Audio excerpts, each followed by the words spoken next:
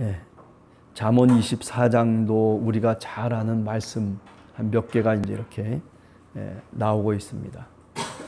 우선 첫 번째, 우리 삶에 있어서의 어떤 지혜를 우리에게 얘기하죠.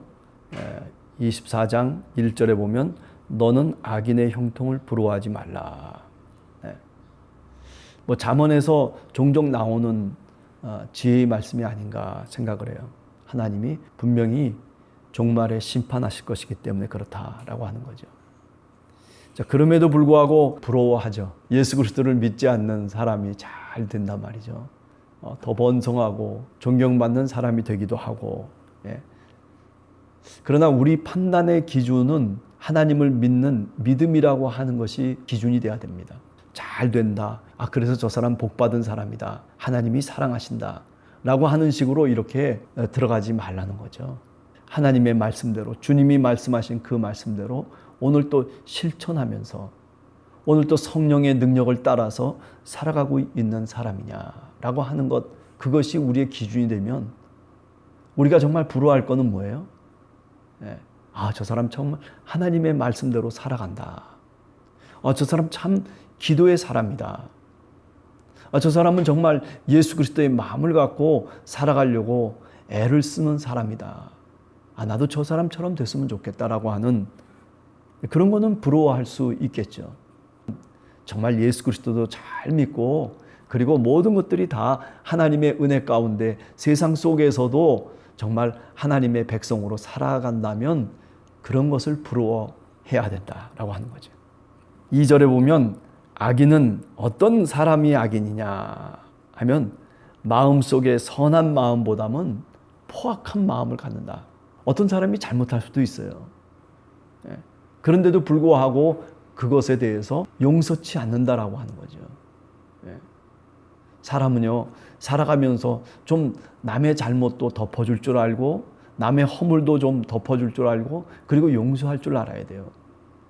그래야 사람이 서로 간에 정을 갖게 되고 서로 뭔가 관계를 맺으면서 살아갈 수 있는 겁니다.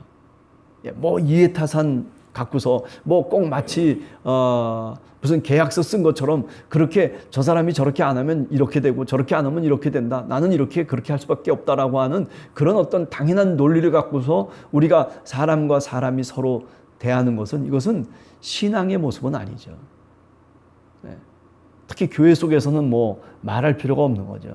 이해타산을 통해 가지고 나한테 뭐 필요한 사람이냐 아니냐라고 하는 것이 규정이 되어지고 그래서 뭐 불필요한 사람 같으면은 뭐 그냥 사귀지 않아도 되겠죠. 교제하지 않아도 되겠죠.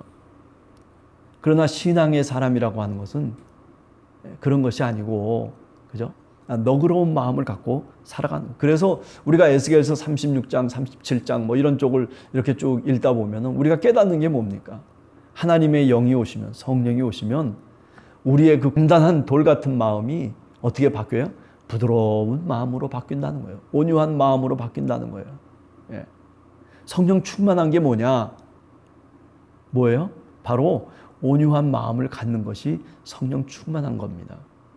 성령 충만한 사람은 우리가 옛날에 무슨 뭐 부흥사나 어떤 사람들이 얘기하는 것처럼 무슨 뭐 대단한 능력을 갖고서 뭐 귀신을 쫓아 뭐 방언을 하고 예언을 하고 이런 걸 얘기하는 게 아니에요. 하나님의 은사일 뿐이죠. 성령의 충만함이라고 하는 것은 뭐 방언을 많이 한다고 그게 성령 충만 아닙니까? 아닙니다. 그런 게 아니에요. 성령의 충만함은요, 무슨 카리스마가 있어가지고 성령 충만한 게 아니고 사람이 온유하고 부드럽고 겸손하고 예수 그리스도의 마음과 같은 빌립보서 2장 6절 이하에 나오는 바로 그런 마음이에요.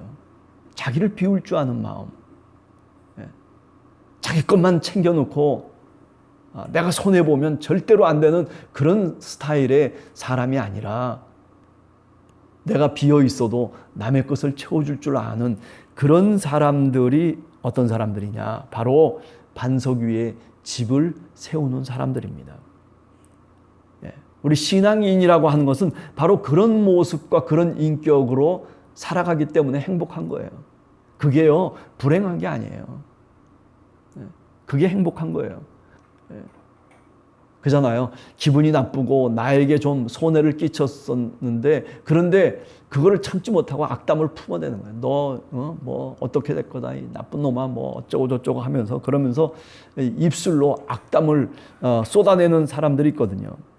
그러나 우리의 입술로 악담보다는요 덕담을 줘야 되는 거예요. 사랑의 말을 전달해 줄 수 있어야 되는 거죠. 네. 예수 그리스도께서 이 땅에 오셔서 살아가셨던 삶의 모습이 그런 거 아닙니까?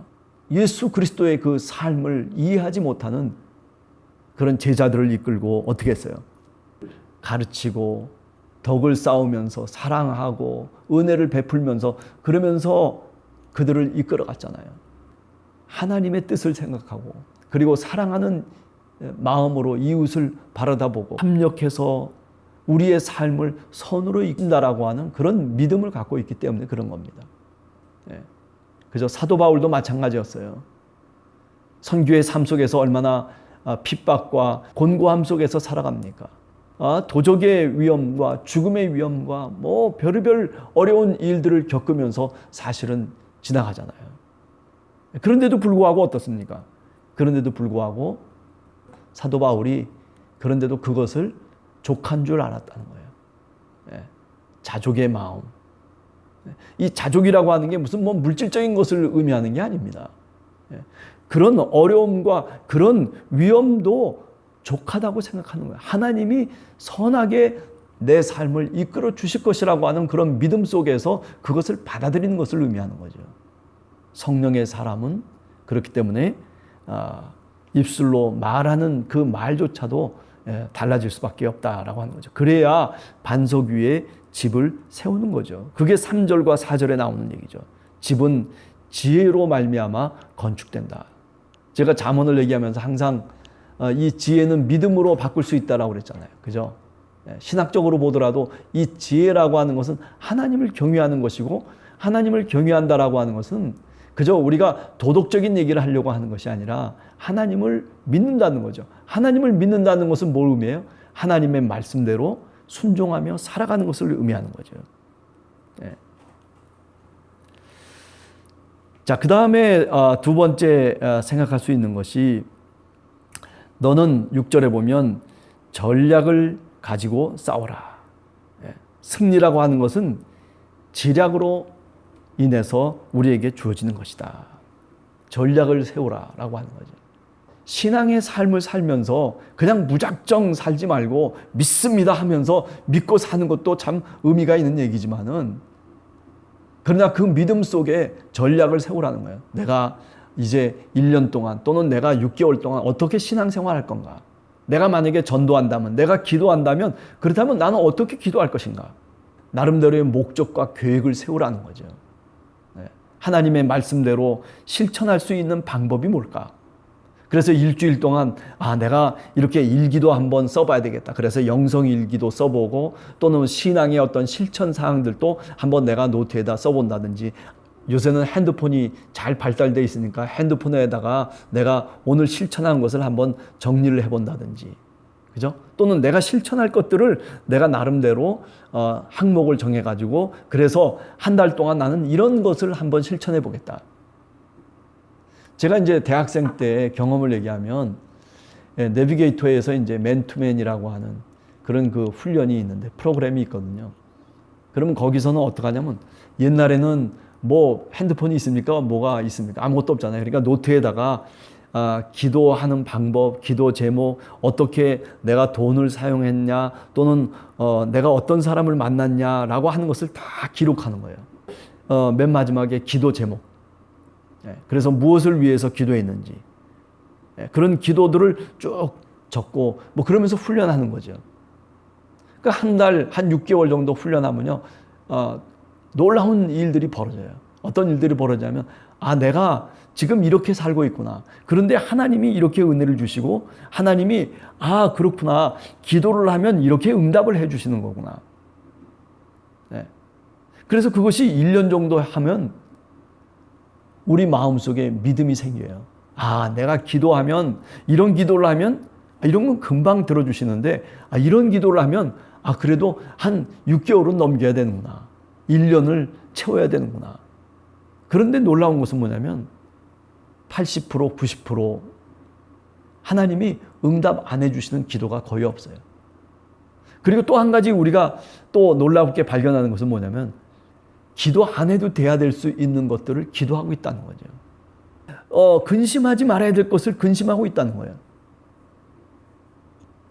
내가 하나님만 믿으면, 내가 주님만 믿으면 그러면 근심할 것이 없는데도 불구하고, 그런데 우리는 믿음이 연약해서, 그래서 내가 스스로 근심을 가져다가 내 마음속에다가 심어버리는 거예요. 걱정을 가져다가 내 마음속에다가 심어버려요. 그래가지고 근심하고 걱정하는 거예요. 근데 그것이 1년, 2년 그 프로그램을 계속 하다 보면 어떻게 돼요? 그 다음에 확신이 생겨요. 하나님이 내 삶 속에 동행하고 계시구나. 그런 것들을 여러분들이 한번 써보시고, 그리고 그 속에서 구체적으로 내가 어떻게 살아가는지, 예를 들면 돈의 문제도 마찬가지예요. 내가 그만큼 벌었어요. 그러면 나는 어떻게 지금 돈을 지출하고 있는지 한번 내 스스로 점검을 해보는 거예요. 하나님께 내가 감사하고 하나님께 드릴 수 있는 것들이 많은데도 불구하고, 그런데 나는 나만을 위해서 드린단 말이에요. 그래서 내가 그것을 보면서 내가 이거 신앙생활이 지금 이런 모습이구나 하는 것을 깨닫는 거죠. 그래요. 이렇게 전략을 세우고 신앙생활을 하라는 거죠. 자, 그렇습니다. 오늘 우리가 하루를 살아가면서 나는 어떤 전략을 세우고 살아가는가라고 하는 것을 한번 신앙의 삶 속에서 한번 다시 생각해 보시기를 원합니다. 좀 더 자자, 좀 더 졸자, 손을 모으고 좀 더 누워 있자 하니 빈궁이 강도같이 오며 곰핍이 군사같이 이르리라. 경제적인 삶도 마찬가지겠지만은 영적인 신앙적인 삶도 마찬가지예요. 자꾸 좀 더 자자, 좀 더 졸자. 내 몸을 움직여야 되는데 신앙생활을 입으로만 하려고 하는 사람이 있어요. 신앙생활이라고 하는 것은 몸으로 하는 거예요. 몸으로 하는 거예요. 몸으로 부딪혀야 돼요. 자, 한 주간을 살아가시면서 또 오늘 하루를 살아가시면서 하나님을 좀 더 몸으로 체득하는 그런 우리 함께하는 교회 성도님들 다 되시기를 원합니다. 같이 기도하겠습니다.